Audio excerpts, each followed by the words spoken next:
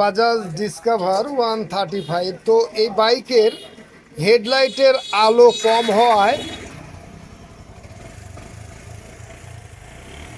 রাস্তা ঠিক মতো দেখা যায় না, এর জন্য আমরা এলইডি বাল্ব লাগাতে চাচ্ছি। তো এলইডি বাল্ব লাগাতে যে বিকল্প কিছু কাজ করতে হয়, আমরা এই বাইকের সেই কাজগুলো করব এবং পূর্ণাঙ্গ হেডলাইট যাতে ব্যাটারির থেকে বা ইঞ্জিন সুইচ দেওয়ার পরে জ্বালানো যায়, আমরা সেই বিকল্প কাজটিই করব। তো আমরা আর্মেচার এই সাইডটা খুলে নেব। এখানে ডিসি ভোল্টে ব্যাটারি চার্জিং সিস্টেম আলাদা এবং হেডলাইট জ্বালাতে এসি ভোল্টের কয়েলের সিস্টেম আলাদা আছে। আমরা যেভাবে কাজ করতে যাচ্ছি দেখাবো আপনাদের কিভাবে কাজ করব। তো ডিসকভার 35-এর কিন্তু আর্মেচারের সিস্টেমটা এরকম। এখানে চিকন তারের যে কয়েলটা আছে এটা হচ্ছে স্টার্টিং, আর এখানে যে 1 2 3 4 5 6 7 এই 7টা কোর আছে ব্যাটারি চার্জ এবং হেডলাইট জ্বালানোর জন্য। তো এখানে আমরা যে জিনিসগুলো দেখি সেটা হলো এখান থেকে 3টে কয়েল আছে হেডলাইট জ্বালানোর জন্য, আর বাকি 4টে আছে ব্যাটারি চার্জের জন্য। তো এগুলো যখন আমরা দেখব তারের সংযোগ পরিবর্তন করার জন্য, তখন কিন্তু আমাদের এইগুলো দেখতে হবে যে এখান থেকে আমরা কিভাবে এই তারের সংযোগ পরিবর্তন করে দেব। আমরা ফুল ডিসি ভোল্টেজে যদি ব্যাটারি চার্জ দিতে চাই, এলইডি বাল্ব লাগাতে চাই, তখন কিন্তু আমাদের এই সংযোগ পরিবর্তন করতে গেলে কোন তারের থেকে শুরু হয়েছে এবং কোন তারের মাথায় শেষ হয়েছে এই জিনিসটা আমাদের লক্ষ্য করতে হবে। তো আমরা এটা খুলে নিচ্ছি, কি অবস্থান আছে, আমরা কি অবস্থান করলে এটা সঠিকভাবে ব্যাটারি চার্জ করবে। তো আমরা আর্মেচার খুলে নিচ্ছি, নেওয়ার পরে আমরা সিস্টেমটা আপনাদের দেখাবো। তো এই আর্মেচারের 3টা কয়েল আলাদা আলাদা করা আছে। যেরকম হেডলাইটের জন্য এই কয়েলটি ব্যবহার হয়েছে, এখানে কিন্তু বডি বা আর্থিং সংযোগ দেওয়া ছিল আর্মেচারের।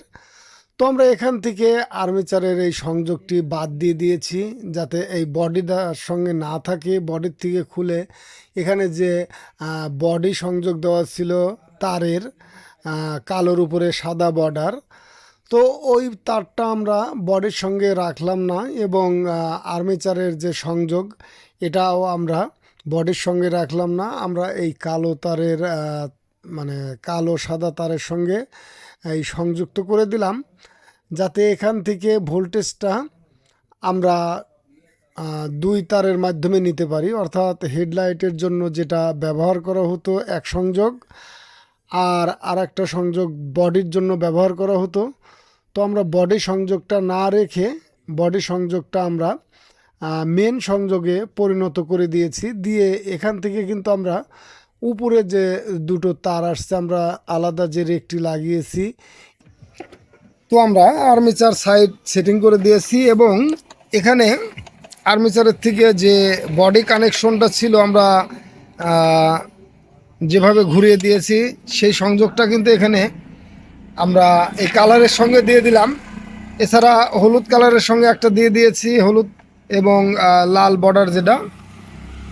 তো এখান থেকে 2টো সংযোগ আমরা নিয়ে নিয়েছি এবং উপরে যে সংযুক্ত করে দিয়েছি এখান থেকে 2টো নিচে দিয়েছি, আর উপরে যে 2টো আছে একটা বডি সংযুক্ত করে দিয়েছি আর একটা মেন। এটা কিন্তু আমরা হেডলাইটের জন্য ব্যবহার করব। অর্থাৎ হলুদ লাইন যেটা ফুল হলুদ হেডলাইট সুইচে গেছে, এখানে আমরা এই লাল তারটা দিয়ে দেব।